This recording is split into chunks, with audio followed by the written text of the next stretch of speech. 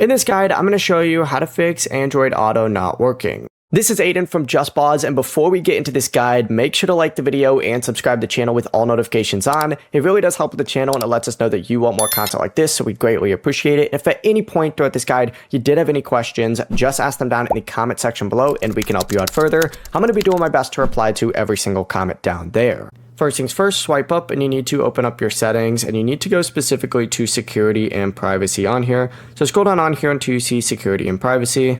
Open it up, it's going to take you to a page that looks something like this for you. And what you need to find on here is going to be more security settings. This is in the advanced protection section, and find the option called block USB connections while locked. Essentially, you want to go ahead and turn this off, and if your phone shows allow USB data while locked, turn that option off instead, and this will allow Android Auto to connect through USB even with your phone is locked. If that still does not work, you need to go ahead and return back to the main settings screen after turning those off.